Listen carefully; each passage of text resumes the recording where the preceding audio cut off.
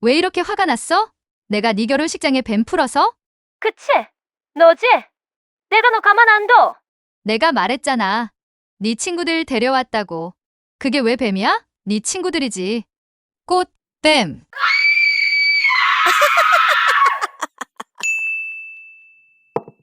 원장님, 퇴근 안 하세요?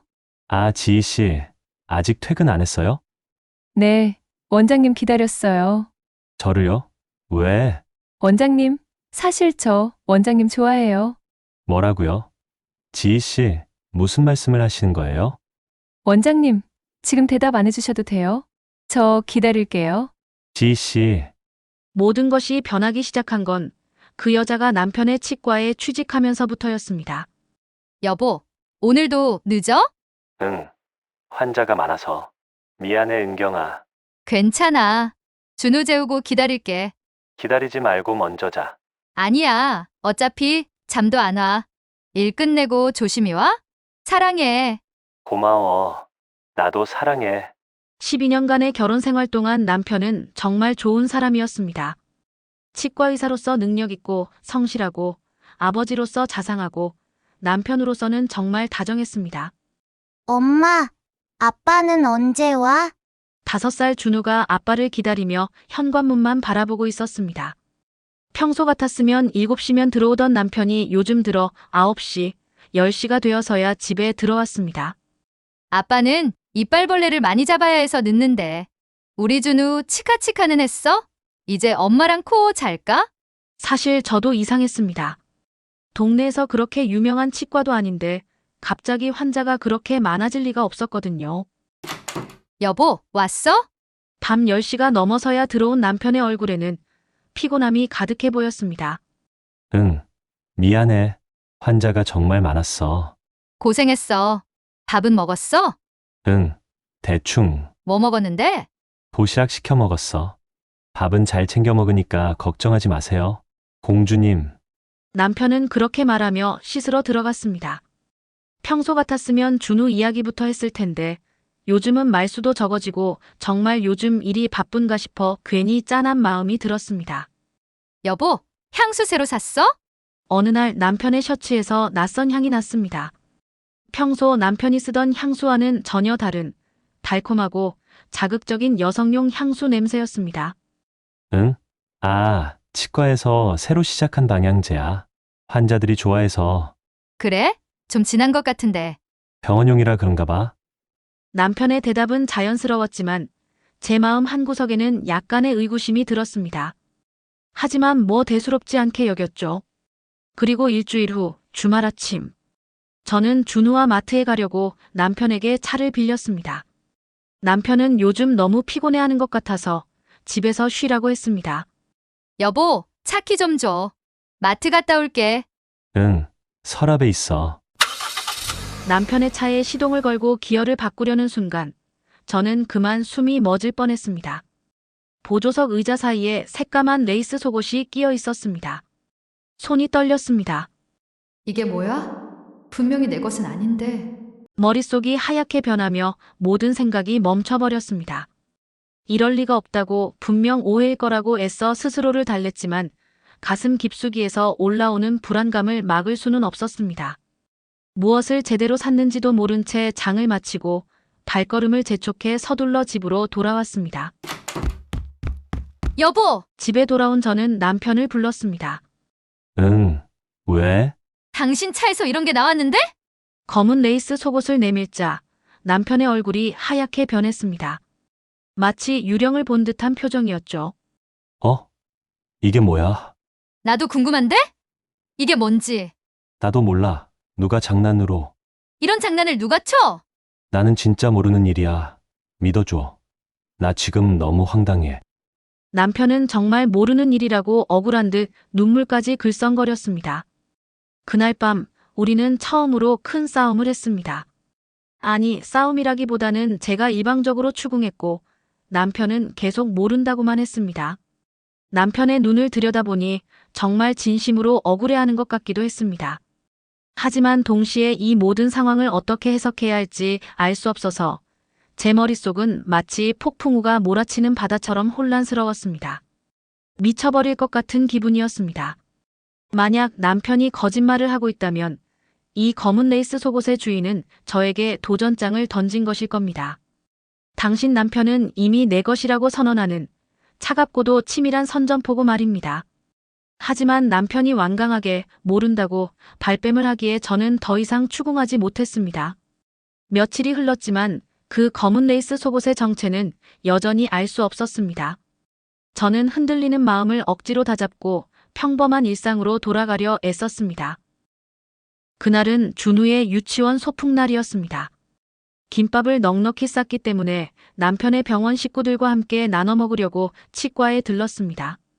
물론 김밥이 많이 남아서 갑작스럽게 정한 일이었으니 남편에게는 미리 말하지 않았습니다. 어머, 사모님. 오셨어요? 네, 김 선생님, 이 선생님 잘 지내셨죠? 네, 덕분에요. 저는 오랜만에 보는 병원 식구들과 반갑게 인사를 나누었습니다. 그런데 그때 못 보던 여자가 웃으며 인사를 하더군요. 화려한 메이크업에 몸에 딱 붙는 옷을 입은 젊고 예쁜 여자였습니다.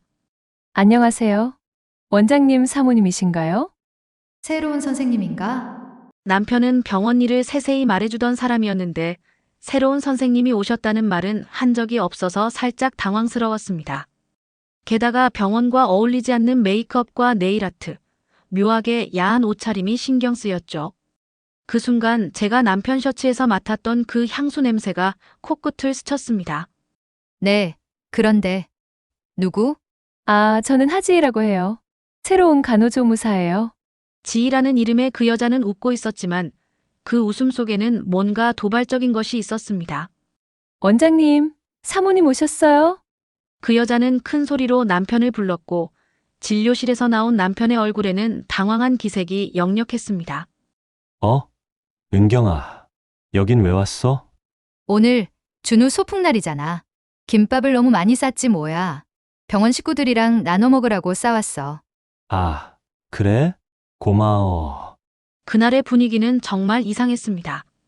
치과 직원들의 안절부절 못하는 시선, 그 여자의 과도한 친절함, 그리고 남편의 어색함까지. 모든 것이 제 의심을 정당화시키기에 충분했습니다. 하지만 결정적인 증거는 여전히 없었습니다. 진실을 알게 된 건 일주일 후였습니다. 그날은 남편의 치과 근처에서 점심 약속이 있었는데 식사를 마치고 집으로 돌아가려다 커피를 사서 남편의 치과로 향했습니다. 사실 그 여자와 남편의 관계가 계속 의심스러워서 한 번 더 확인해보고 싶은 마음이 더 컸습니다. 사모님. 치과 직원들은 예상치 못한 제 등장에 눈을 동그랗게 뜨며 당황함을 감추지 못했습니다. 서로 시선을 주고받으며 어쩔 줄 몰라 하는 모습이 역력했죠. 점심 먹고 지나가는 길에 들렀어요. 원장님 계시죠? 아, 그게 잠깐 외출하셨어요. 아, 그렇구나. 연락을 안 하고 와가지고. 그런데 원장님은 병원에서 같이 식사 안 하시나 봐요? 오늘은 나가셔 드셨어요. 말끝을 흐리며 시선을 피하는 직원들의 모습을 보니 뭔가 석연치 않았습니다. 그러고 보니 그때 그 한지희라는 여자도 보이지 않더라고요. 새로운 선생님도 외출하셨나 봐요? 그 순간 막 입을 열려던 김 선생님의 옆구리를 이 선생님이 재빠르게 콕 찌르는 모습을 목격했습니다. 둘 사이에 오가는 긴장된 눈빛과 함께 김 선생님은 급히 입을 다물었습니다. 선생님, 저한테 하고 싶은 말 있으시죠?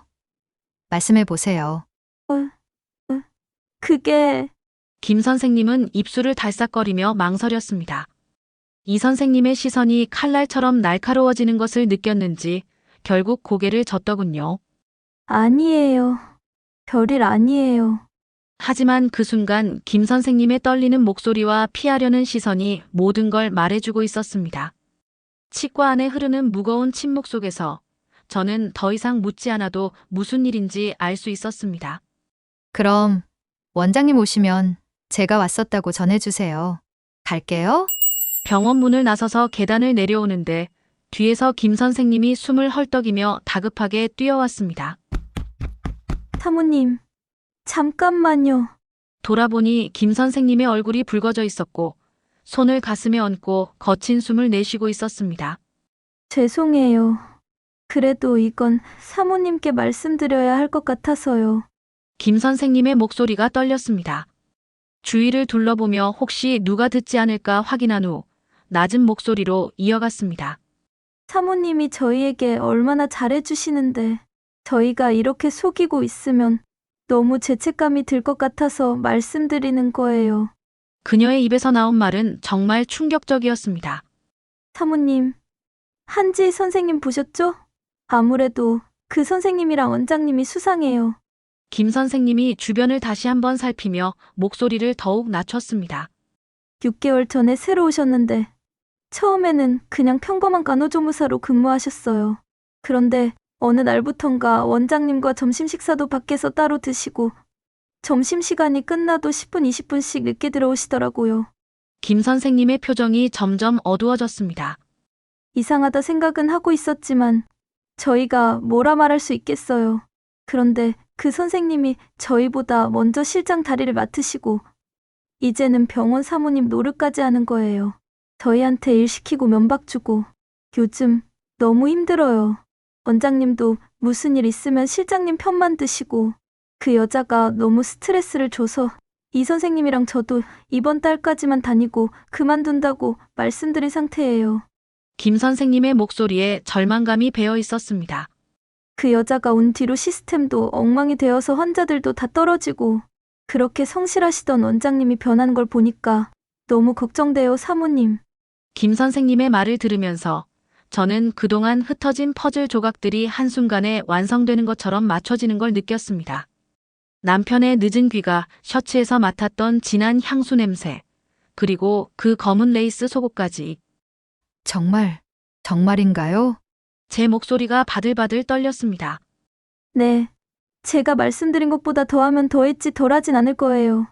김 선생님이 안타까운 표정으로 고개를 끄덕였습니다. 마지막에 김 선생님이 제 팔을 더욱 꽉 붙잡으며 간절하게 속삭였습니다. 이거 제가 말한 거 절대로 말씀하시면 안 돼요. 어차피 그만두면 다 끝나는 거지만 그 여자가 보통이 아니거든요. 좀 무섭기도 해서. 그날 밤 저는 거실 소파에 몸을 웅크리고 앉아 남편이 들어올 때까지 기다렸습니다.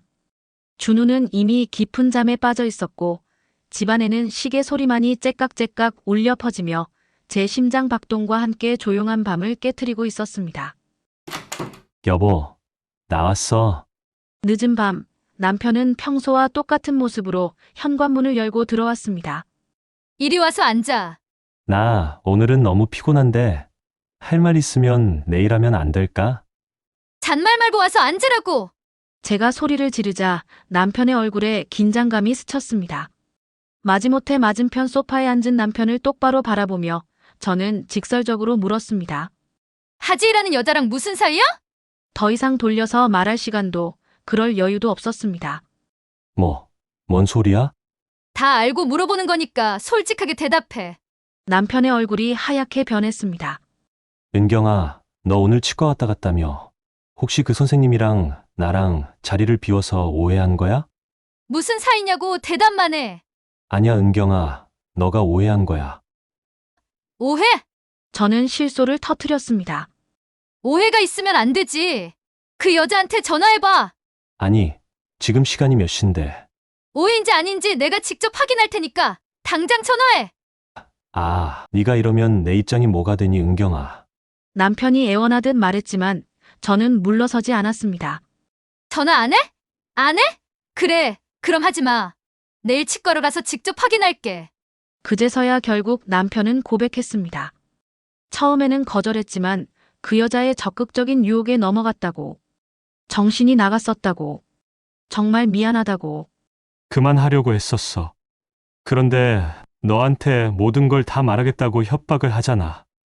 하 선생의 심기를 건드리지 않고 천천히 정리하려고 했는데 결국 이렇게 되었어. 내가 정말 미쳤었나 봐. 남편은 절규에 가까운 목소리로 빌고 또 빌었습니다.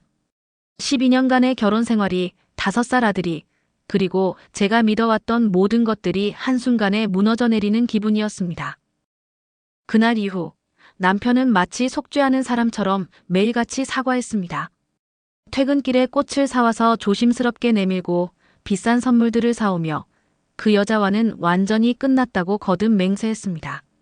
은경아, 정말 미안해. 다시는 그런 일 없을 거야. 맹세할게. 한 선생도 그만뒀어. 다른 치과로 옮겼대. 남편은 매일같이 사죄하며 마치 완전히 다른 사람이 된 것처럼 변했습니다. 예전에 그 착하고 다정했던 남편의 모습으로 되돌아간 것이었죠. 매일 아침 저보다 먼저 일어나 아침상을 차리고 퇴근 후에는 준우와 함께 보내는 시간을 늘렸습니다. 주말이면 가족 나들이를 제안하며 우리와 함께하려 애썼고 제게도 평소보다 몇 배는 더 세심하게 신경을 써주었습니다. 치과 운영 상황도 투명하게 매일같이 보고했습니다. 마치 자신의 잘못을 만회하려는 듯 아니면 제가 다시 의심하지 않도록 하려는 듯 눈물겨울 정도로 필사적인 노력을 보였습니다. 그 모든 변화들이 진심에서 우러나온 것인지 아니면 또 다른 정교한 연기인지 저는 여전히 마음 깊은 곳에서 확신할 수 없었습니다.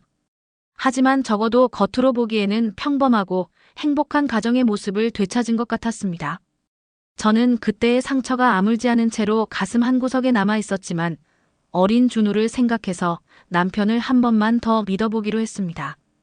하지만 그 평화로운 시간도 잠시였습니다. 2달 후 남편은 서서히 다시 늦게 들어오기 시작했습니다. 처음에는 하루 이틀 정도였지만 점점 그 횟수가 늘어갔죠.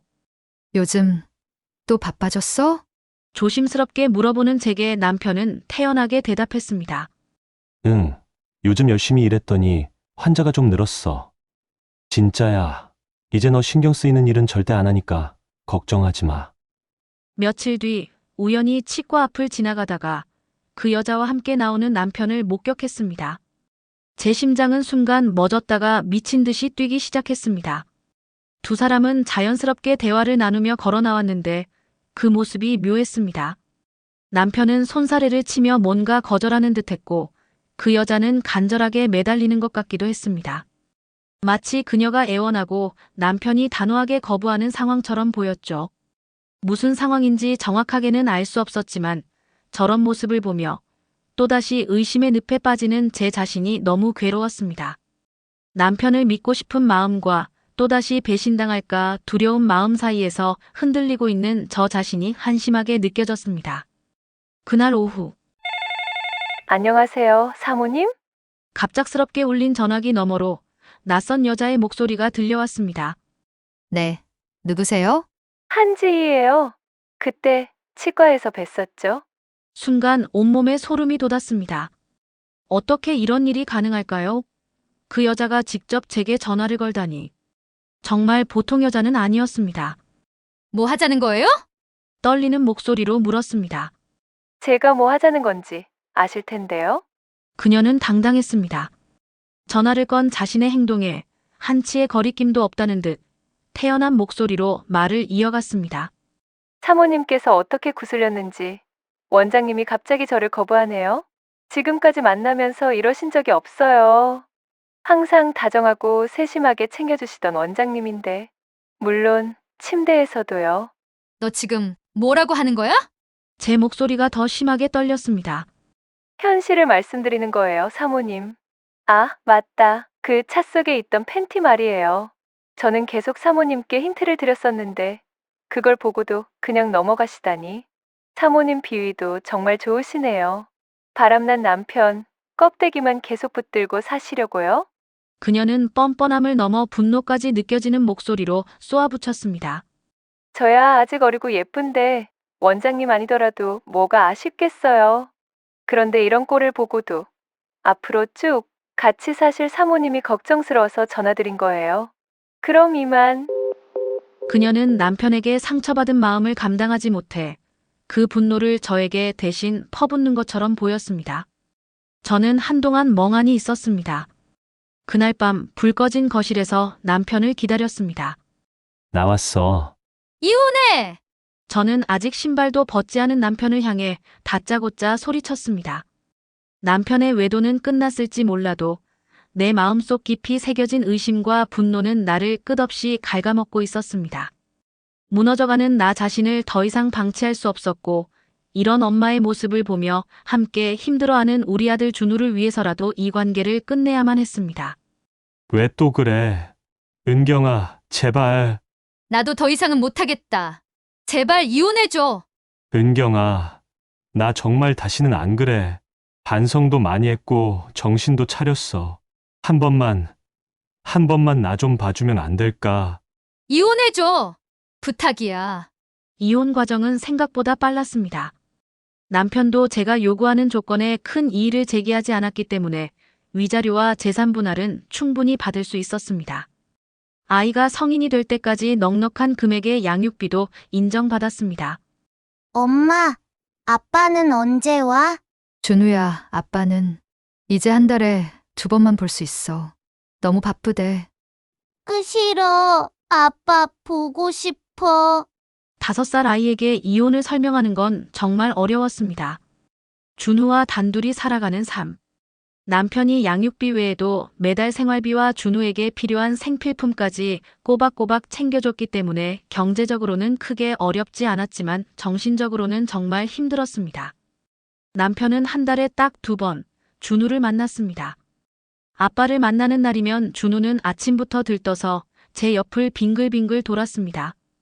헤어질 시간이 되면 그는 옷이며 신발이며 온갖 장난감과 간식까지 잔뜩 사들고 와 준우에게 안겨주었습니다. 저와는 끝이 났지만 아들 준우에게만큼은 정말 좋은 아빠가 되어주려 최선을 다하고 있었습니다. 매일 밤 준우를 재우고 나면 저는 혼자 앉아서 조용히 눈물을 흘렸습니다. 이따금 남편 생각에 괴로웠습니다.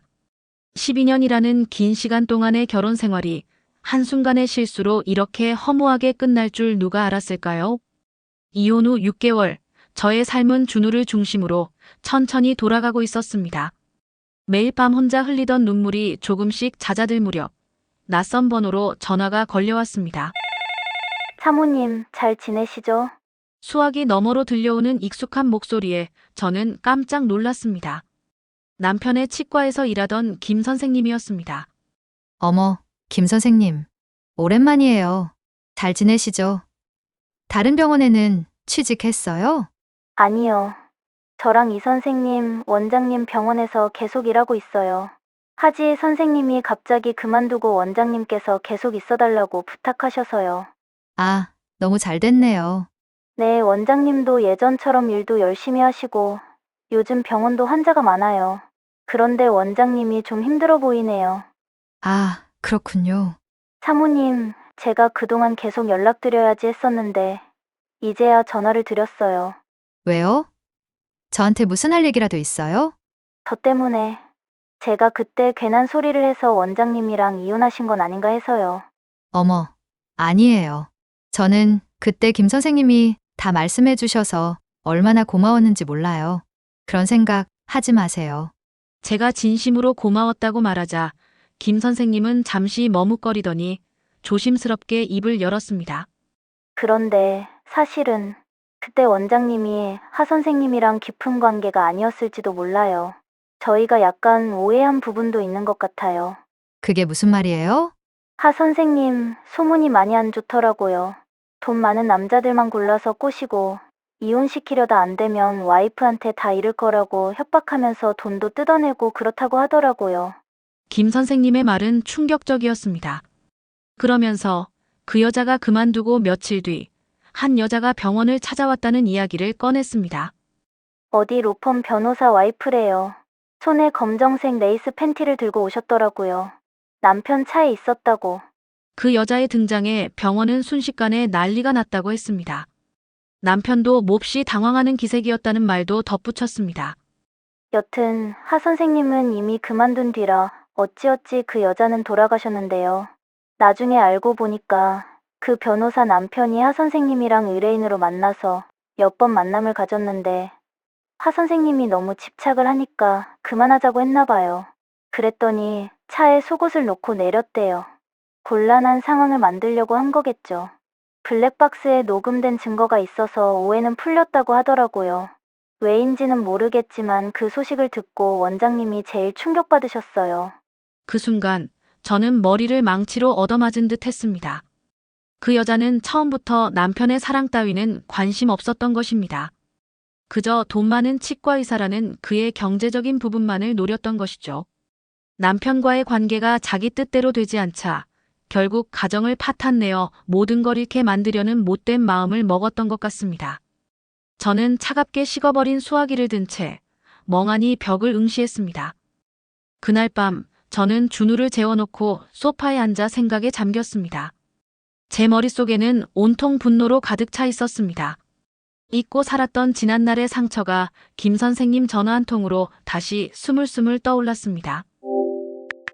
저는 예전에 걸려온 한지희의 전화번호를 눌러 카톡 프로필을 확인했습니다.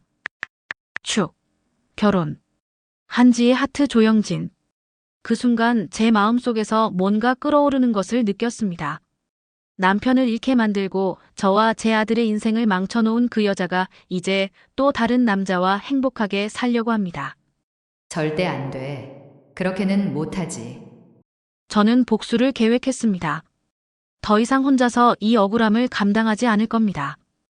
SNS를 뒤져보니 그 여자는 여전히 뻔뻔했습니다. 결혼 준비 과정을 자랑스럽게 올리고 자신이 마치 순수한 새 신부인 것처럼 연출하고 있었습니다. 그 여자의 SNS를 보면서 화가 치밀어 올랐습니다. 댓글들을 보니 모두들 축하한다고 예쁘다고 난리였습니다. 그 여자의 과거를 아는 사람은 아무도 없는 것 같았습니다. 결혼식 장소와 시간도 확인했습니다. 강남의 유명한 웨딩홀, 결혼식은 오후 2시에 시작된다고 되어 있었습니다. 자, 이제 뭘 해줄까? 처음에는 결혼식장에 가서 그녀의 과거를 폭로하는 것을 생각했습니다. 하지만 그럼 제가 나서야 하고, 그러면 일이 커질 수도 있겠다는 생각이 들었습니다. 저는 혼자서 아이를 키워야 하는 엄마니까요. 다른 방법을 생각해야 했습니다. 며칠을 고민하다가 문득 떠오른 아이디어가 있었습니다. 그래, 그게 좋겠다. 저의 계획은 머릿속에서 구체화되기 시작했습니다. 곧바로 결혼식장에 방문하여 구조도 미리 파악했습니다. 결혼식장을 둘러보니 신부 대기실과 본 예식장 사이에 복도가 있더라고요. 신부 입장을 할 때 신부 대기실에서 나와 이 복도를 지나 예식장으로 들어가게 된다고 직원이 친절하게 설명해 주었습니다.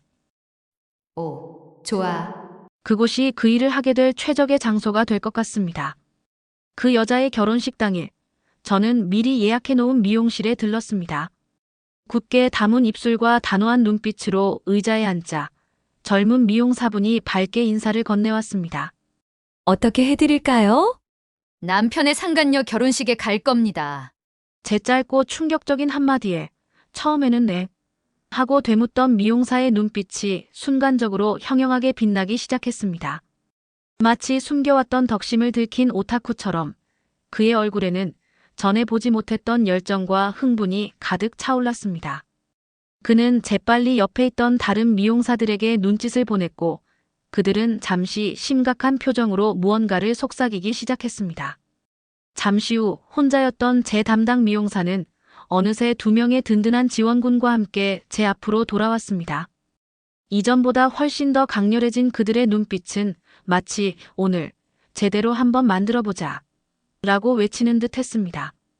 저는 어쩐지 불안하면서도 기대되는 이상한 기분에 휩싸였습니다. 남편의 상간녀 결혼식이라. 그럼 이제 한번 시작해볼까요? 제 담당 미용사는 비장한 표정으로 제 얼굴을 요리조리 살펴보더니 옆에 있던 동료 미용사에게 쉴 새 없이 전문 용어를 섞어가며 의견을 주고받기 시작했습니다. 마치 전쟁에 나갈 장수를 위한 갑옷을 고르듯 그들의 손길은 신중하고도 열정적이었습니다. 일단 오늘은 너무 착해 보이는 스타일은 안 될 것 같아요. 살짝 아주 살짝 스모키한 느낌을 가미하는 건 어떨까요? 맞아요. 너무 얌전하면 오히려 존재감이 없을 수 있어요. 시선 강탈, 복수 여신 컨셉으로 가야죠. 그들의 호들갑스러운 반응에 저는 피식 웃음이 나왔습니다. 어쩌면 이 미용사들은 저보다 더 복수를 갈망하고 있는지도 모르겠다는 생각이 들었습니다. 헤어는 마치 샴푸 광고의 한 장면처럼 풍성한 볼륨이 살아났고 평소에는 엄두도 못 냈을 화려한 웨이브 기술이 더해져 마치 그리스 여신 같은 우아함과 강렬함이 동시에 느껴졌습니다. 옆에 있던 미용사는 연신 감탄사를 내뱉으며 뜨거운 드라이 바람을 불어넣었습니다. 메이크업은 더욱 드라마틱했습니다. 제 칙칙했던 얼굴은 온데간데 없이 사라지고 대신 날카로운 아이라인과 붉은 립스틱으로 포인트를 준 강렬한 인상이 완성되었습니다. 마치 오늘 내가 주인공이다 라고 외치는 듯한 자신감이 제 얼굴에 드리워졌습니다. 마지막으로 미용사들은 마치 비밀의식을 치르듯 제 귀에 반짝이는 드롭 이어링을 걸어주며 마무리했습니다. 거울 속에 비친 제 모습은 평소에 수수했던 박은경이 아니었습니다. 짙은 화장과 화려한 헤어스타일은 저를 완전히 다른 사람으로 만들어 놓았습니다. 하지만 이상하게도 저는 이 낯선 모습이 썩 마음에 들었습니다. 어쩌면 제 안에도 이렇게 강렬하고 대담한 모습이 숨겨져 있었는지도 모르겠습니다. 자, 사모님. 이제 복수하러 가시는 겁니다. 오늘 제대로 보여주고 오세요. 화이팅입니다. 미용사들의 열띤 응원과 함께 저는 비장한 마음으로 미용실을 나섰습니다. 제 발걸음은 어느 때보다 가볍고 당당했습니다. 일찍 도착한 웨딩홀은 이미 많은 사람들로 붐비고 있었습니다. 신부 하객들과 신랑 측 하객들이 모여 있었는데 모두들 행복한 표정이었습니다. 미용실을 나오면서 화이팅 넘치는 복수를 다짐했지만 막상 식장에 들어서는 순간부터 심장이 쿵쾅거리기 시작했습니다. 이대로 도망칠까 수없이 고민했지만 이미 늦었습니다. 제 발걸음은 저도 모르게 신부 대기실로 향하고 있었습니다.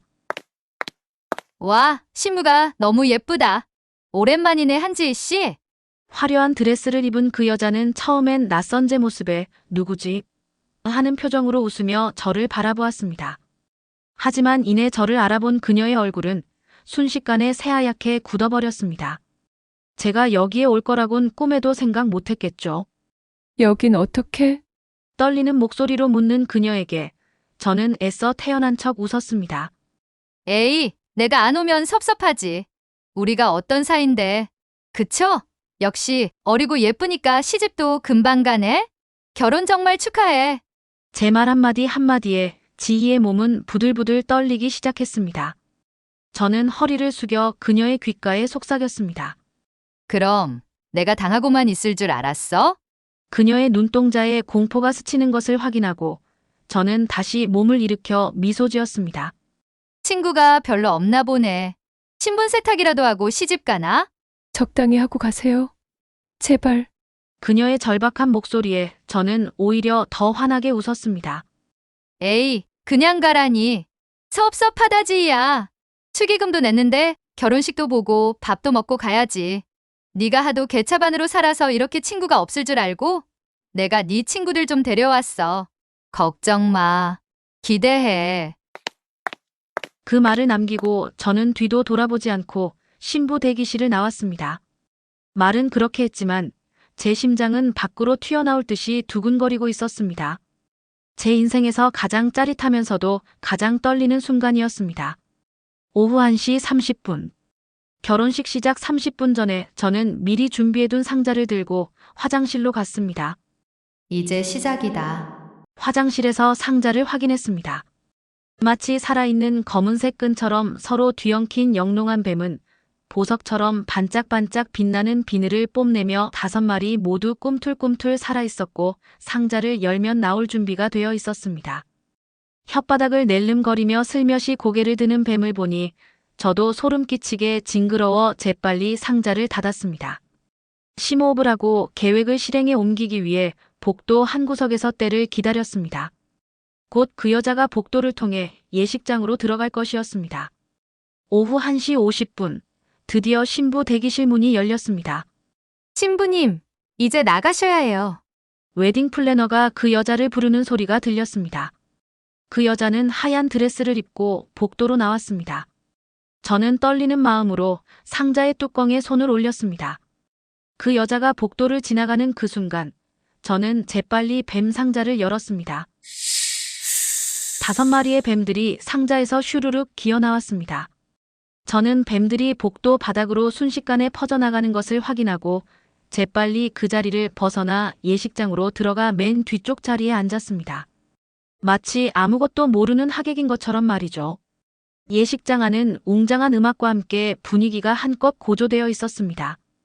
신랑은 제단 앞에서 신부를 기다리고 있었고 하객들은 모두 입구 쪽을 바라보며 신부의 입장을 기다리고 있었습니다. 그럼 이제 오늘의 주인공 아름다운 신부 입장이 있겠습니다. 사회자의 목소리가 울려 퍼졌습니다.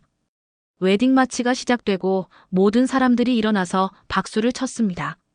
저도 자연스럽게 일어나서 박수를 쳤습니다. 신부 입장. 신부 입장하겠습니다. 왜 안 나오지? 앞자리에 앉은 아주머니가 중얼거렸습니다. 그때였습니다.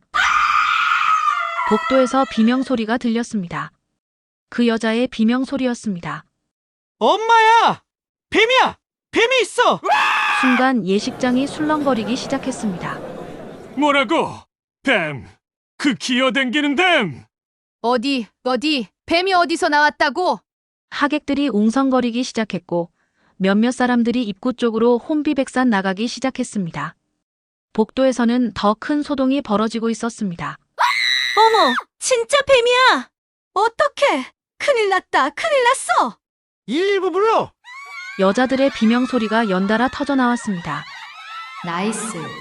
저는 속으로 쾌재를 불렀습니다. 계획대로 되고 있었습니다. 신부님 괜찮으세요? 웨딩 플래너의 다급한 목소리가 들렸습니다. 그때 그 여자가 드레스를 붙잡고 예식장으로 뛰어들어왔습니다. 얼굴이 새하얗게 질려 있었고 눈물과 콧물이 범벅이 되어 있었습니다. 그 우아하던 메이크업은 완전히 망가져 있었습니다. 도망오면서 드레스를 밟았는지 반쯤은 내려가 한쪽 젖꼭지가 보일랑말랑했습니다. 자기야. 그 여자는 신랑에게 달려가며 울부짖었습니다. 뭐야? 무슨 일이야? 신랑도 당황해하며 신부를 맞이했습니다. 뱀이. 저기에 뱀이 있어, 어떡해. 예식장은 완전히 아수라장이 되었습니다. 뱀이라고? 원놈의 뱀이 있다냐? 위험한 거 아니야? 일단 나가!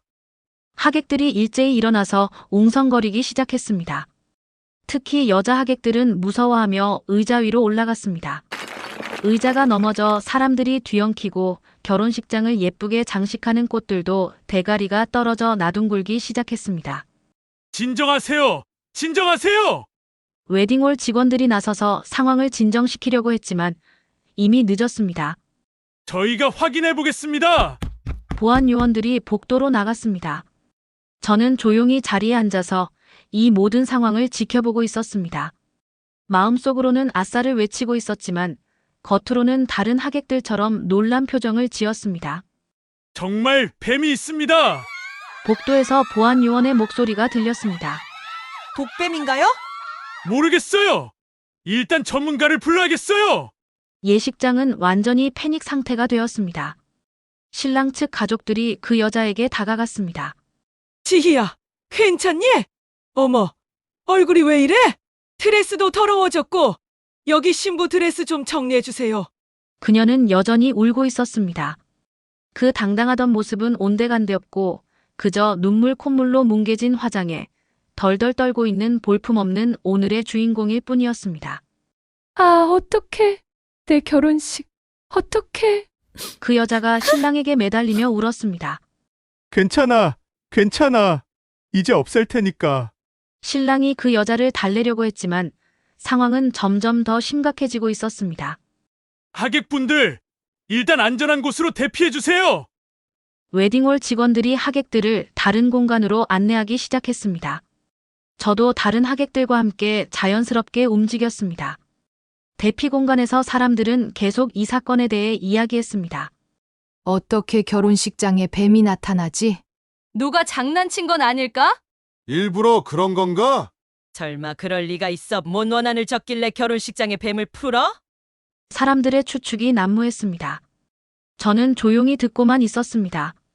2시간 정도 지나서야 상황이 정리되었습니다. 전문가들이 와서 뱀들을 모두 잡아갔고 독이 없는 무해한 뱀들이라는 것도 확인되었습니다. 이제 안전합니다. 웨딩홀 직원의 안내에 따라 사람들이 다시 예식장으로 돌아갔습니다. 하지만 식장 내부와 분위기까지 이미 완전히 망가져 있었습니다. 신부는 화장을 다시 했지만 눈물 위에 덧바른 파운데이션은 이미 떡져 있었고 헝클어진 머리는 실핀으로 다시 고정했지만 삐죽삐죽 튀어나와 있었습니다. 드레스도 망가졌죠. 무엇보다 오늘 결혼하는 새 신부의 아름다움은 그 어디에도 찾아볼 수 없었습니다. 꼴 좋다. 그럼 예식을 계속 진행하겠습니다. 사회자가 어색하게 말했지만 분위기는 처음에 그 화려함과는 거리가 멀었습니다. 하객들도 웅성웅성 계속 뱀 이야기를 하고 있었고 일부는 아예 집에 가버렸습니다. 정말 이상한 일이네. 결혼식의 뱀이라. 불길한 징조 아니야? 이런 말들이 여기저기서 들렸습니다. 신부 입장. 드디어 신부가 아버지와 함께 버진로드를 걸었습니다. 하지만 처음에 그 우아한 모습은 아니었습니다. 얼굴은 여전히 떡져 있고 걸음걸이도 불안정했습니다. 신랑 옆에 서서 예식이 진행되었지만 신부는 계속 주변을 두리번거리며 불안해했습니다. 혹시 또 뱀이 나타나지 않을까 하는 공포 때문이었을 것입니다. 이제 신랑 신부가 서약을 하겠습니다. 사회자의 진행에 따라 예식은 계속되었지만 신부의 목소리는 떨리고 있었습니다. 사랑하고 존경하며 어려울 때나 즐거울 때나 서약을 하는 동안에도 그녀는 계속 바닥을 확인했습니다. 중간중간 흠칫 놀라는 듯한 신음소리도 냈습니다. 저는 그 모습을 보며 속 시원함을 느꼈습니다. 저 여자가 저에게서 남편을 잃게 만들고 제 아들에게 아빠를 뺏어간 일을 생각하면 이 정도는 아무것도 아니었습니다. 예식은 어찌어찌 끝났습니다. 하지만 모든 사람들의 기억에는 뱀 사건과 꾀죄죄한 신부의 모습이 더 선명하게 남아있을 것입니다. 정말 특별한 결혼식이었네. 평생 잊지 못할 거야. 하객들의 이런 말들이 들렸는데 물론 좋은 의미는 아니었습니다. 저는 조용히 웨딩홀을 빠져나와 식당으로 갔습니다. 식당도 한적했습니다. 반절이 넘는 하객이 예식도 보지 못하고 도망갔고 예식을 본 하객들도 밥맛이 떨어졌는지 식사도 하지 않고 돌아갔습니다. 한가로운 식당에서 저는 여유롭게 밥을 먹었습니다. 이 예식장 육회가 참 맛있더라고요. 그날 밤 저는 정말 오랜만에 깊은 잠에 들었습니다. 마음속에 켜켜이 쌓여있던 응어리가 조금은 풀린 듯 몸과 마음이 한결 가벼워진 기분이었습니다. 하지만 이것은 시작에 불과했습니다. 다음 날 아침 저는 평소보다 일찍 눈을 떴습니다. 준우의 작은 얼굴을 한참 쓰다듬어주고 식탁에 앉아 노트북을 열었습니다. 제 손은 망설임 없이 한 유명 온라인 커뮤니티로 향했습니다. 남편의 상간녀 결혼식장에다 뱀을 풀었어요. 자극적인 제목 아래 저는 그간 저에게 벌어졌던 모든 일들을 상세히 적어 내려가기 시작했습니다. 글을 다 쓰고 나니 제 가슴이 다시 벅차오르는 것을 느꼈습니다. 마지막으로 글을 다듬고 게시 버튼을 눌렀습니다. 며칠 뒤 예상했던 일이 벌어졌습니다. 그 여자의 결혼식, 뱀 사건이 SNS에서 화제가 되기 시작한 것입니다. 결혼식장에 뱀 출연, 신부 기절할 뻔한 충격의 결혼식. 대체 누가 뱀을 풀었을까? 이런 제목들로 각종 커뮤니티와 SNS에 영상들이 올라오기 시작했습니다. 그날 하객 중 몇 명이 영상을 찍어서 올린 것이었습니다. 그녀가 드레스를 붙잡고 울면서 뛰어나오는 모습, 예식장이 아수라장이 되는 모습들이 고스란히 담겨 있었습니다. 와, 이거 실화냐? 신부 표정 봐라. 진짜 무서웠나 보네. 누가 이런 짓을 했을까? 원수가 있나? 댓글들이 달리기 시작했습니다. 그런데 며칠 더 지나자 상황이 더욱 흥미롭게 전개되었습니다. 결혼식장에 뱀을 푼다는 것은 흔한 일이 아니었기에 사람들은 제가 커뮤니티에 쓴 글과 며칠 전 핫하게 떠돌았던 뱀 나온 결혼식 영상을 쉽게 연결지었습니다. 순식간에 하지희의 이름과 그녀의 신랑의 이름, 그리고 결혼식장이 공개되었고 사람들은 하지희의 SNS 계정을 찾아내 댓글을 달기 시작했습니다. 상간녀라니 뱀 풀만하네. 쯧쯧. 당해도 싸다. 그쪽 와이프가 양반이구만. 뱀만 풀고 가서. 나 같으면 쪽팔려서 못 살아. 결국 저의 이야기는 단순히 복수극을 넘어 사회적 공분을 일으키는 이야기가 되었습니다. 제 손으로 쓴 글이 이렇게 큰 파장을 일으킬 줄은 상상도 못했습니다. 하지만 저는 후회하지 않았습니다. 이것은 바람핀 상간녀가 마땅히 받아야 할 죗값입니다. 그리고 정확히 2주일 뒤 결정적인 일이 벌어졌습니다. 그 여자의 새 남편과 그의 가족들이 그 여자의 과거를 알게 된 것입니다. 이렇게 시끄러운데 모를 수도 없었겠죠. 뱀 결혼식 신부. 결혼 2주일 만에 이혼당하다. 얼굴도 모르는 수많은 사람들이 SNS에 그녀의 근황을 올리기 시작했습니다. 근황뿐만 아니라 그녀의 과거까지 모조리 탈탈 털리고 있었습니다. 심지어 그녀의 졸업사진과 학창시절 이야기까지 올라왔습니다. 그 모든 내용이 사실인지 확인할 길은 없었지만 저는 은근히 통쾌한 기분을 숨길 수 없었습니다. 과거에 벌였던 그녀의 더러운 행동이 이제 그녀의 삶을 완전히 부숴버리고 있었습니다. 마치 도미노처럼 한 번의 충격으로 모든 것이 연쇄적으로 무너져 내리는 것처럼 보였습니다. 그리고 며칠이 흘렀습니다. 여보세요? 수화기 너머로 들려오는 쉰 목소리는 제게 다짜고짜 욕설을 내뱉었습니다. 미친년아! 이거 또라이 아니야? 너 각오해! 내가 너 진짜 죽여버릴 거야! 격분한 목소리는 하지희였습니다. 저는 그녀의 분노에 찬 목소리를 들으며 오히려 웃음이 터져 나왔습니다. 한참을 웃고 나서야 저는 그녀에게 말을 건넸습니다. 왜 이렇게 화가 났어? 내가 네 결혼식장에 뱀 풀어서? 그치? 너지? 내가 너 가만 안 둬! 내가 말했잖아. 네 친구들 데려왔다고. 그게 왜 뱀이야? 네 친구들이지. 꽃뱀. 그날의 복수가 옳았는지 그른지는 모르겠습니다. 하지만 저는 후회하지 않습니다. 모든 일은 자업자득이니까요. 제가 겪었던 고통과 상처를 생각하면 그 여자가 겪은 일은 어쩌면 너무나도 당연한 인과응보였을지도 모른다는 생각이 듭니다. 남편은 여전히 저에게 끊임없이 사과하고 준우에게는 좋은 아빠가 되어주려 노력합니다. 저는 그런 남편의 모습을 보며 마음이 조금씩 풀려가고 있음을 느낍니다. 하지만 다시 그와 함께 할지는 아직 모르겠습니다. 저에게는 준우와 저만의 평화로운 일상이 더 소중하게 느껴지기 때문입니다. 그리고 무엇보다 한 번의 실수라고는 하지만 이미 나를 배신했었던 그를 예전처럼 온전히 믿고 사랑할 수 있을지에 대한 확신이 서지 않습니다. 이제 저는 제 자신과 준우를 위해 새로운 삶을 살아가려 합니다. 남편과의 관계는 언젠가 다시 시작될 수도 있고 아닐 수도 있습니다. 하지만 한 가지 확실한 것은 저는 이제 더 이상 과거의 상처에 얽매이지 않을 것이라는 겁니다. 감사합니다. 잠깐, 오늘 이야기 재미있으셨나요? 여러분의 따뜻한 구독과 좋아요는 제가 다음 복수를, 다음 이야기를 준비하는데 큰 힘이 됩니다. 다음에도 여러분을 실망시켜드리지 않을 짜릿한 이야기로 찾아오겠습니다. 오늘도 행복이 넝쿨째 들어오는 복 많은 하루 되세요. 감사합니다.